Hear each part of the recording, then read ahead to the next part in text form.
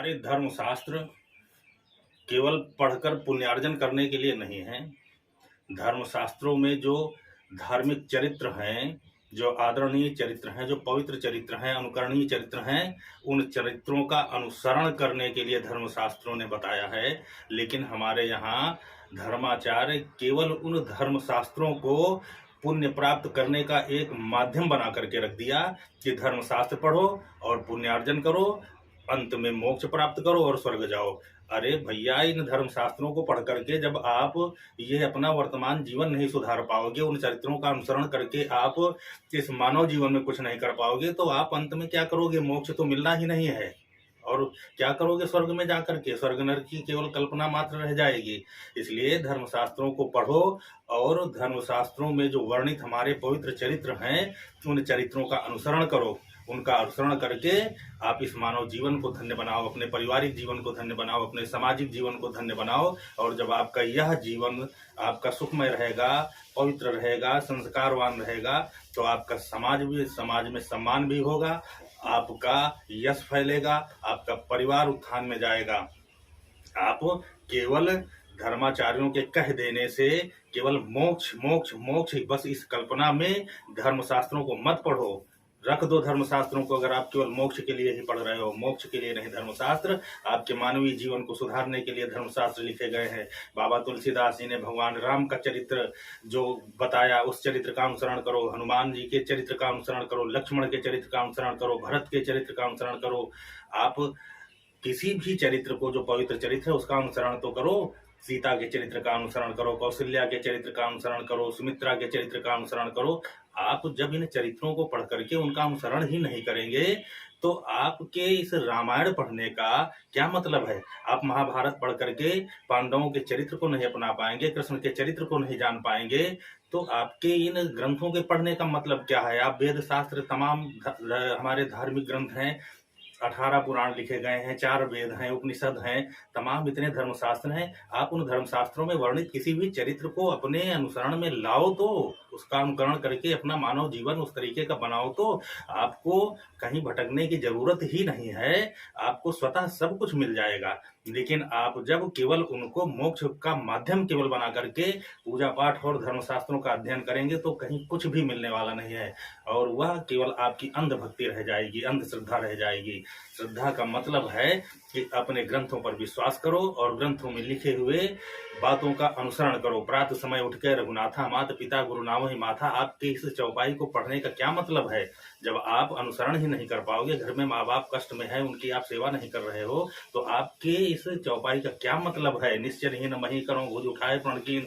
जो भगवान राम इस धराधाम में अवतरण लेते हैं केवल असुरों का और असुरी प्रवृत्तियों का, जो श्रेष्ठता के विरोधी हैं, जो धर्म के विरोधी हैं, जो अनीतिकारक लोग हैं, उनके विनाश का संकल्प लेकर के धरती पे अवतरित होते हैं, उस महापुरुष के, उस भगवान परम ब्रह्म परमेश्वर के जो मानव रूपी राम का स्वरूप है, वो उस राम के चरित्र का आप अनुसरण नहीं कर पाओगे। आपके बगल में तमाम अधार्मिक कार्य होते रहते हैं और आप उनके सहयोगी बन जाते हैं। कैसे आप जो है धार्मिक हो गए? आप धार्मिक नहीं हो।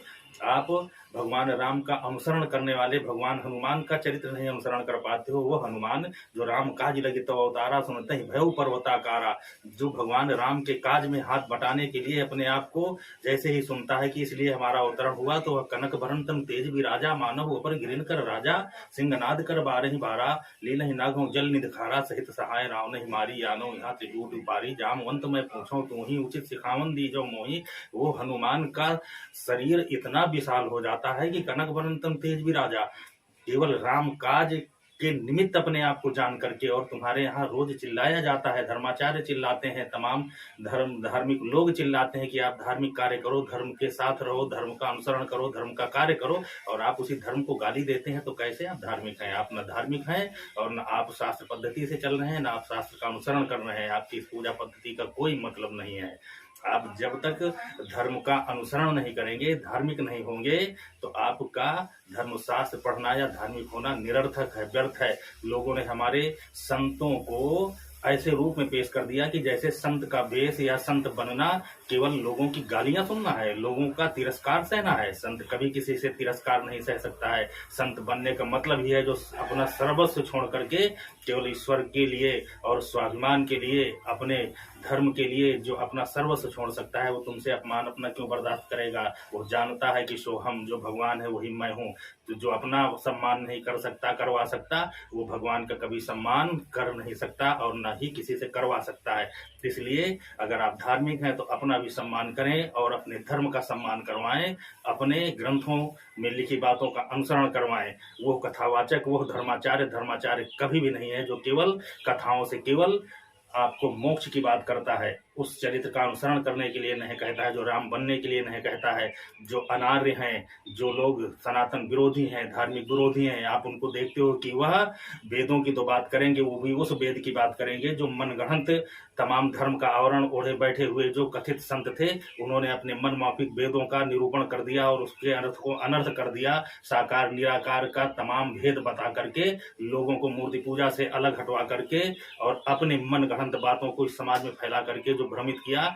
ऐसे संतों से ही इस धर्म को सबसे बड़ा खतरा हुआ है। ऐसे संतों का तिरस्कार करें। ऐसे अगर वर्तमान में भी कथावाचक हैं जो हमारे पौराणिक चरित्रों पर उंगली उठाते हैं, तो ऐसे धर्माचार्य कभी धर्माचार्य हो ही नहीं सकते हैं। धर्माचार्य का मतलब है कि वह धर्म के माध्यम से मनुष्य में मनुष्यता जगा करके और उसे धार्मिक बनाए, तभी वह मनुष्य है और मनुष्य कहलाने के लायक बनेगा। ये कार्य धर्माचार्य करते हैं। धर्माचार्य संत वेश में आकर के अगर धर्म को आगे बढ़ा नहीं पाते, धर्म का प्रज्वलित नहीं कर पाते, धर्म को प्रस्फुटित और ज्यादा नहीं कर पाते, तो धर्माचार्य कैसे हैं। आप देखते हो कि कथा भागवत में बैठ करके जो कथावाचक है, जो मंच में मंचासीन है, व्यास गद्दी पर बैठने वाला कथावाचक, जब उस व्यास गद्दी पे बैठ करके हमारे ही धर्म की बुराई करता है और समरसता की बात बता करके वो दुनिया के आडंबर फैलाता है और उस व्यास गद्दी पे बैठ करके तमाम न जाने कौन सी गजलें और चुटकुले सुनाता है, वो धर्माचार्य कैसा होगा। वो व्यास गद्दी क्या उस मनोरंजन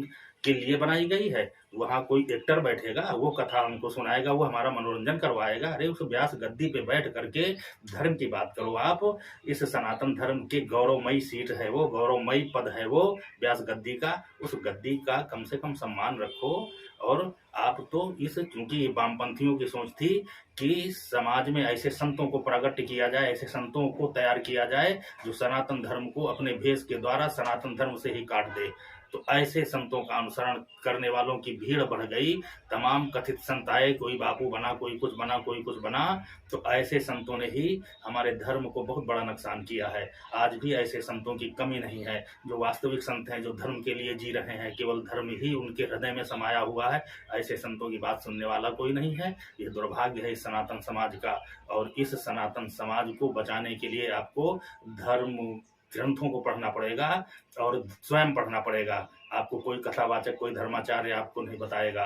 आपको स्वयं धर्म ग्रंथों का अध्ययन करना पड़ेगा। आप महाभारत पढ़ो, महाभारत का शांति पर्व पढ़ो, उसमें आपको सारी चीजें मिल जाएंगी, कैसे जीवन जीना है। आप विष्णु शर्मा का लिखा हुआ पंचतंत्र पढ़ो, आप पुराण पढ़ो, 18 पुराणों में पढ़ो। जो पुराण है, जिस देवता के लिए लिखा गया, उसकी श्रेष्ठता बताई गई है, लेकिन उद्देश्य सबका एक ही है कि यदा यदा हि धर्मस्य ग्लानिर्भवति भारत अभ्युत्थानम् अधर्मस्य तदात्मानं सृजाम्यहं परित्राणाय साधूनां विनाशाय च दुष्कृतां धर्म संस्थापनार्थाय संभवामि युगे युगे। हर युग में जो अवतरण हुआ भगवान का, जो अवतार हुआ, वह केवल धर्म के उत्थान के लिए हुआ है और धर्म के उत्थान के लिए होता भी रहेगा। लेकिन आप उस धर्म के उत्थान के लिए जो भगवान का अवतार हुआ है, उस अवतार के चरित्र को कितना अपनाए और कितना जान पाए। आज दुर्भाग्य है कि लोगों के घरों में तो धार्मिक ग्रंथ भी नहीं है। अगर किसी से पूछा जाए कि तुम्हारे घर में कौन सा पुराण है, तो शायद किसी के घर में पुराण भी नहीं होगा। लोगों के यहाँ रामचरितमानस भी शायद होना दुष्पर हो गया है। लोगों के यहाँ वेद तो हमको लगता है पूरा जीवन बीत जाता है, देखते ही नहीं है। आप कैसे हिंदू हो, कैसे सनातन हो, कैसे आप धार्मिक हो। स्वयं पढ़ना नहीं चाहते, स्वयं करना नहीं चाहते, या पूजा भी करते हो तो पूजा स्वयं नहीं करना चाहते हो। सोचते हो कि कोई आकर के तुम्हारा पुरोहित पूजा करवा दे। अरे तुम क्या करोगे, पुरोहित सब करवाएगा। पुरोहित को रखो, पुरोहित को करवाना चाहिए, पुरोहित से करवाना चाहिए, लेकिन पुरोहित भी वो होना चाहिए जो, पुरोहित को देखो कि पुरोहित के लिए हमारे ग्रंथों में लिखा गया कि पौरोहित का कर्म अति निंदनीय कर्म है। तो बताओ कौन ऐसा व्यक्ति है जो पुरोहित का कर्म करेगा, जो शास्त्रों में वर्णित है कि निंदनीय कर्म है। लेकिन फिर भी बिना पुरोहित के किसी भी व्यक्ति का उद्धार हो ही नहीं सकता है। प्रत्येक परिवार को कोई न कोई एक पुरोहित से जुड़े रहना ही चाहिए। राजा भगवान वशिष्ठ ने, महर्षि वशिष्ठ ने जब कहा भगवान ब्रह्मा से कि हमको ये पौरोहित कर्म नहीं करना है, ये अति निंदनीय कर्म है, तो भगवान ब्रह्मा ने कहा कि यह कर्म निंदनीय तो है, लेकिन यह इतना श्रेष्ठ कर्म है कि अगर आप इसको अपना धर्म मान करके और निस्वार्थ भाव से इस पौरोहित कर्म को करोगे तो पौरोहित ऐसा पुरोहित कर्म है कि उसके गोद में जिस के लिए लोग, जिसके नाम के स्मरण के लिए, जिसके दर्शन के लिए, जिसके स्पर्श के लिए लोग अनेकों जन्मों तक साधनाएं करते रहते हैं, उस परम ब्रह्म परमेश्वर का प्रागट्य होगा तो वह पुरोहित के गोद में आकर के खेलेगा और उसका नामकरण भी पुरोहित ही करेगा। ये बात सुनकर के महर्षि वशिष्ठ केवल पौरोहित कर्म कर रहे हैं, लेकिन आज पुरोहित का कर्म करने वाले लोगों ने केवल इस पौरोहित कर्म को धंधा बना लिया, केवल यजमान को खुश करने के लिए अपने आप को केवल इस धंधे में लगाए हुए हैं। जिनका धर्म से मतलब भी नहीं, जिनको धर्म की ABCD नहीं पता है, वो भी आज पूजा पाठ कराने लगे, वो भी पुरोहित बन गए। तो एक तो वो निंदनीय कार्य कर रहे हैं, और दूसरा उन पुरोहितों से जो अपने यहाँ की पूजा पाठ करवाते हैं तो वो भी निंदनीय कार्य कर रहे हैं, क्योंकि ऐसे कुपात्र पुरोहितों से अगर आप अपनी पूजा करवाते हो तो पूजा नहीं, वह तो पाप हो गया। तो आपको भी चयन करना है कि जो धार्मिक है, सदाचारी है, संस्कारित है और ज्ञानवान व्यक्ति है, वही आपका पुरोहित बनने के लायक है, और आप उसे ही पुरोहित बना करके अपने घर की पूजा पाठ करवाएं।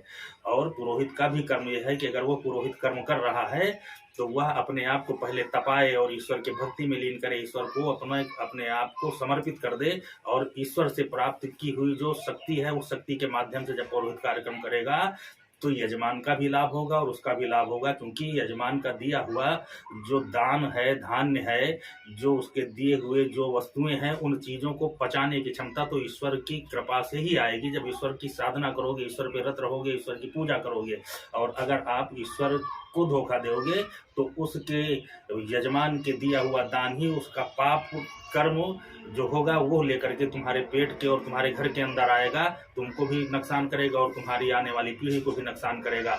इसलिए पौरोहितों को भी सुधरना है और यजमानों को भी सुधरना है, इस समाज को सुधरना है। प्रत्येक व्यक्ति को शास्त्र का स्वयं अध्ययन करना चाहिए और पूजा स्वयं करनी चाहिए, कराना चाहिए पुरोहित से, लेकिन स्वयं जब करता होगा तब अगर पुरोहित से करवाते हो तो लाभ मिलेगा। पता तुम कुछ कर नहीं रहे हो और पुरोहित से सोच रहे हो कि ये आकर के हमारा सब कुछ करवा देगा, तो ये भगवान को धोखा देना है। पहले अपने आप को तैयार करो, आप अपनी पात्रता तैयार करो। जब आप पात्र होगे तभी पूजा कर्म आपको फलित होगा।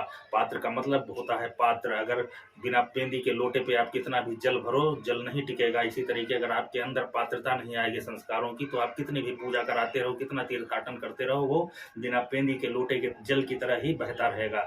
इसलिए पहले अपने आप को पात्र बनाओ, और जब पात्र बना लोगे तो आपके द्वारा की गई पूजा, पुरोहित के द्वारा की कराई गई पूजा आपके कष्टों का निवारण करेगी।